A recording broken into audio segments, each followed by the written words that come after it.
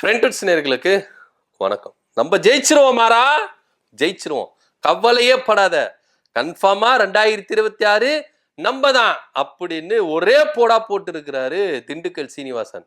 யாரை நம்பி சொன்னாரு, எதை வச்சு சொன்னாரு அப்படின்னா, பீகார்ல பாத்தீங்களா பாஜக வந்துருச்சு, அங்க இந்தியா கூட்டணி தோத்து போயிருச்சு. இதுக்கெல்லாம் யாரு காரணம் நினைக்கிறீங்க?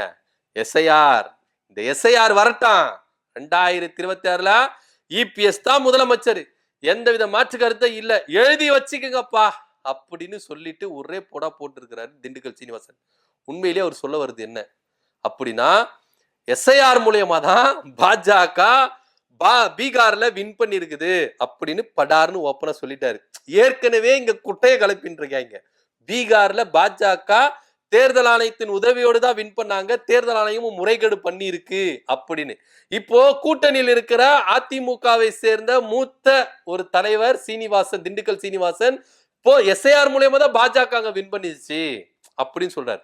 சோ அப்போ கனெக்டட் ஆகுது. இப்ப அதே எஸ்ஐஆர் முறையை தான் இங்க கொண்டு வராங்க. பீகார்ல உண்மையிலேயே தேஜஸ்வி யாதவ் முதற்கொண்டு எல்லாருமே என்ன சொல்றாங்கன்னா, நிச்சயமா நாங்க தான் வின் பண்ண வேண்டியது, காங்கிரஸ் முதற்கொண்டு எல்லாமே நாங்க தான் வின் பண்ண வேண்டியது. ஆனா இங்க தேர்தல் ஆணையத்தின் உதவியோட ஒரு சில குளறுபடியால இங்க பாஜக வின் பண்ணி இருக்கு அப்படின்னு சொன்னாங்க. ஏன்னா உண்மையிலேயே அதுதான் 50 ஓட்டு, 23 ஓட்டு, 100 ஓட்டு, இந்த ஒரு வாக்கு வித்தியாசத்துலதான் பாஜகவுடைய வேட்பாளர்கள், என்டிஏ கூட்டணி வேட்பாளர்கள் வின் பண்ணி இருக்கிறாங்க.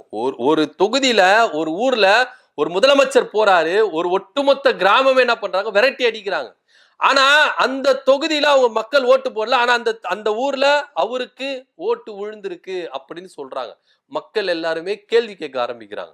நாங்க யாரு கூட வரக்கூடாதுன்னு நினைச்சோமோ அவங்களா இன்னைக்கு வந்திருக்கிறாங்க, நாங்க அவங்களுக்கு எல்லாம் ஓட்டே போடல அப்படின்னு சொல்றாங்க. அது மாத்திரம் இல்லாம பிரசாந்த் கிஷோர் என்ன சொல்றாருன்னா, உலக வங்கி 14,000 கோடி பீகாருடைய வளர்ச்சி திட்டத்துக்கு கொடுக்கப்பட்டது. ஆனா அந்த நிதியை ஃபுல்லாவே இங்க தேர்தலுக்கு நிதிஷ்குமார் பயன்படுத்தி ஆதாரப்பூர்வமா சொல்றாரு. ஆனா அது யாருமே சட்டம் பண்ற மாதிரி தெரியல. இன்னைக்கு பீகார்ல எதிர்கட்சியா இருக்கிற இந்தியா கூட்டணி எல்லா தலைவர்களும் ஒவ்வொரு விஷயத்த சொல்றாங்க. தேர்தல் ஆணையத்தின் மேல நம்பிக்கை இல்ல. ஏன்னா பீகார்ல வாக்காளர்களை விட வாக்கு சதவீதம் அதிகமா விழுந்திருக்கு அப்படின்னு ஒரு குற்றச்சாட்டு இருக்கு. இப்போ உதாரணத்துக்கு 1 கோடி வாக்காளர்கள் அப்படின்னு இவங்க தேர்தல் ஆணையத்துல கணக்குத்தா வாக்கு எவ்வளவு விழுந்திருக்குன்னு பாத்தீங்கன்னா 1,70,00,000 விழுந்திருக்கு. அந்த 70 லட்சம் ஓட்டு எங்கப்பா அப்படின்னு கேட்டா பதில் இல்லை. சோ இதெல்லாம் முரண்பாடா தான் இருக்கு. அதே போல ஒரு சில வாக்காளர்கள் தொகுதியெல்லாம் பாத்தீங்கன்னா ஒரே எண்ணில் வருது. இதெல்லாம் வந்து பாத்தீங்கன்னா ஒரே குழப்பத்தை ஏற்படுத்துது, ஒரு அச்சத்தை ஏற்படுத்துது. இப்போ பாஜகவின் கைப்பாவையாக தேர்தல் ஆணையம் போயிருச்சா, தேர்தல் ஆணையத்தின் நம்பிக்கை இல்லை அப்படின்னு. இப்போ அதே எஸ்ஐஆர் முறையை தான் இங்க தமிழ்நாட்டுல கொண்டு வந்திருக்காங்க. தேர்தலுக்கு முன்னாடி பாஜக எந்த அளவுக்கு ட்ரிக்கை யூஸ் பண்றாங்க பாத்தீங்களா. பீகார்ல தேர்தலுக்கு முன்னாடி தான், கொஞ்ச நாளைக்கு முன்னாடி தான் எஸ்ஐஆர் முறையை கொண்டு வந்தாங்க. இப்போ இங்க தமிழ்நாட்டிலையும் தேர்தலுக்கு முன்னாடி, அது 6 மாசம் இருக்குது, இந்த 6 மாசம் இடைவெளியில தான் இந்த விஷயங்கள் நடக்குது. ஸோ இப்படியெல்லாம் பண்ணும் பொழுது இங்க நிறைய பிரச்சனை வருது. இப்போ என் ஒய்ஃப் இருக்காங்கன்னு வச்சுங்களேன், என் ஒய்ஃப் வந்து வேற ஒரு அட்ரஸ்ல இருந்திருப்பாங்க, அவங்களுக்கு அங்கதான் ஓட்டு இருந்திருக்கும். இப்ப நான் அவங்களை கல்யாணம் பண்ணிட்டு இங்க கொண்டு வந்துட்டேன்னா, இப்ப அவங்க ஓட்டு அங்க இருக்குமா இங்க இருக்குமா, இதனால அவங்க ஓட்டு பறி போறதுக்கு வாய்ப்புகள் இருக்கு அப்படின்ற ஒரு அச்சமும் இப்ப எழுந்திருக்கு. அது மாத்திரம் இல்லாம இந்த எஸ்ஐஆர் முறைக்கு வருவாய்த்துறையினர், அதாவது பிஎல்ஓக்கள் எல்லாருமே என்ன பண்றாங்க, போராட்டம் பண்றாங்க. நிறைய டார்ச்சர் இருக்கு எங்களுக்கு, எதுவுமே முன்னாடியே பிராக்டிக்ஸ் எதுவுமே கொடுக்கல, திடுதிடுப்புன்னு வந்து கண்ணை கட்டி காட்டுல விட்ட மாதிரி இருக்கு, எல்லாத்தையும் இந்த குறுகிய டைம்குள்ள எல்லாத்தையும் பண்ணி முடிக்கணும்னா எங்களுக்கு வந்து ப்ரெஷரா இருக்கு அப்படின்னு சொல்றாங்க. இன்னைக்கு அந்த பிஎல்ஓக்கெல்லாம் ஊக்கத்தொகை அதிகப்படுத்தி கொடுக்குறாங்க தேர்தல் ஆணையம். சோ இதெல்லாம் பாருங்களேன், ஒரு விதமான சந்தேகத்தை ஏற்படுது. கிட்டத்தட்ட இன்னைக்கு திமுக கூட்டணியில் இருக்கிற எல்லாமே என்ன சொல்றாங்க, 1 கோடி வாக்காளர்களுடைய உரிமை பறிக்கப்படும் தமிழ்நாட்டுல அப்படின்ற ஒரு குற்றச்சாட்டை இங்க முன்வைக்கிறாங்க. ஆனா இவ்வளோ பிரச்சனை இங்க போயிட்டு இருக்கு. இதன் மத்தியில எரியிற நெருப்புல குளிர் காயுறாங்க அப்படின்னு சொல்லுவாங்கல்ல, அந்த மாதிரி திண்டுக்கல் சீனிவாசன் என்ன சொல்றாரு, எஸ்ஐஆர் தமிழ்நாட்டுல வரட்டும், இபிஎஸ் தான் முதலமைச்சர், எழுதி வச்சுக்கங்க அப்படின்னு சொல்றாரு. அப்பனா என்ன அர்த்தம், தேர்தல் ஆணையம் பாஜக கண்ட்ரோல்ல இருக்கிறதுனால இங்க குளறுபடிகளை ஏற்படுத்துவாங்க, இங்க இபிஎஸ் நேர்மையா மக்களா அவங்க தேர்ந்தெடுப்பாங்கன்னா இல்ல, தேர்தல் ஆணையர் ஞானேஷ்குமார் தான் என்ன பண்ணுவாரு, தேர்ந்தெடுப்பாரு இபிஎஸ் முதலமைச்சரா பாஜகவின் ஆலோசனைப்படி அப்படின்ற ஒரு குற்றச்சாட்டும் இங்க முன்வைக்கப்படுது. ஏன்னா திண்டுக்கல் சீனிவாசன் தெல்ல தெளிவா சொல்றாரு, ஒத்துக்கிறாரு. எப்ப எங்க கூட்டணியில் இருக்கிற பாஜக பீகார்ல எஸ்ஐஆர் மூலம் தான் வின் பண்ணிச்சு, ஏன்னா அவர் சொல்ற ஸ்டேட்மெண்ட் அதுவா தான் இருக்கு.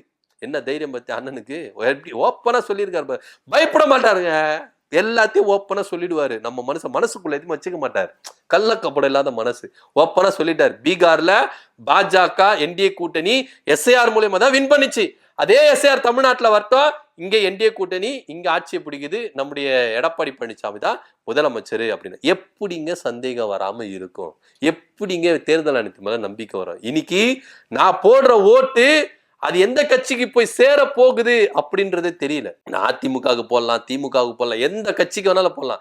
ஆனா நான் போட்ட ஓட்டு நான் பட்டன் அமுக்கின கட்சிக்கு தான் போயிருக்கா அப்படின்னா அது ஒரு பெரிய சந்தேகத்துக்குள்ள கொண்டு வந்திருக்கு. தேர்தல் ஆணையம் இந்த மாதிரி ஒரு சந்தேகத்தின் வளையலுக்குள்ள இருக்கும் பொழுது பாஜக கூட்டணியில் இருக்கிற அதிமுகவை சேர்ந்த மூத்த தலைவர் ஒருத்தர் இப்படி ஒரு விஷயத்த சொல்லும் போது எப்படி நம்பாம இருக்க முடியும்? இது தேர்தல் ஆணையம் தவறு செய்யும் அப்படின்றது நம்ப வேண்டிய ஒரு விஷயமா தான் இருக்கு. ஏன்னா இது வரைக்குமே எல்லாருக்குமே பீகார்ல நடந்த உண்மையிலேயே நிறைய பேர் என்ன சொல்றாங்க அப்படின்னு பாத்தீங்கன்னா, இப்போ எதிர்கட்சிகள் வந்து என்ன பண்ணாங்க, இந்தியா கூட்டணி வந்து என்ன பண்ணாங்க, இங்க முறைகேடு நடந்திருக்கு அப்படி வாக்கு திருட்டு நடந்திருக்கு அப்படின்லாம் சொல்லியிருந்தாங்க. உண்மையிலேயே அங்க என்டிஏ கூட்டணி வின் பண்ணி இருந்தா என்ன சொல்லியிருப்பாங்க, இவங்க பொய் சொல்றாங்கப்பா, அங்க பாரு எந்தவித வாக்கு திருட்டும் நடந்தல, அவங்க சொல்றதெல்லாம் பொய் அப்படின்னு காங்கிரஸ் முகத்திரையை கிழித்து இருக்க முடியும். ஆனா இங்க அவங்க சொன்ன மாதிரி தான் பாஜக தேசிய ஜனநாயக கூட்டணி வின் பண்ணி உறுதிப்படுத்தி இருக்கிறாங்க. ஆமாப்பா இவங்க சொன்னதெல்லாம் உண்மைதான், இவங்க போய் வாக்கு திருட்டுல ஈடுபட்டு இருக்கிறாங்க, தேர்தல் ஆணையம் பாஜகவுக்கு சப்போர்ட் பண்ணுது அப்படின்னு சொன்னது இப்ப உறுதியாயிருக்கு. நிறைய பேர் அதான் சொல்றாங்க.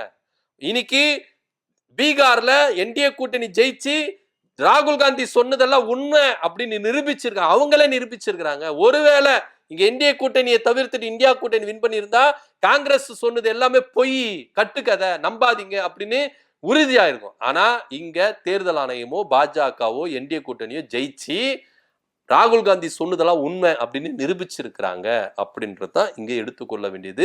இதே நடைமுறையை தான் இங்க தமிழ்நாட்டுல இப்ப எஸ்ஐஆர் முறையை கொண்டு வந்திருக்காங்க.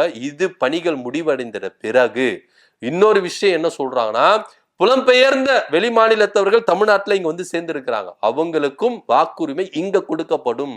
பீகார்ல இருக்கிற மற்ற மாநிலத்திலிருந்து இங்க வந்திருக்கிறாங்கல்ல, இங்க தங்கி வேலை செய்யறாங்கல்ல, அவங்களுக்கும் இங்க வாக்குரிமை கொடுக்கப்படும் அப்படின்ற ஒரு தகவலும் இங்க முன்வைக்கப்படுது. உண்மையும் கூட.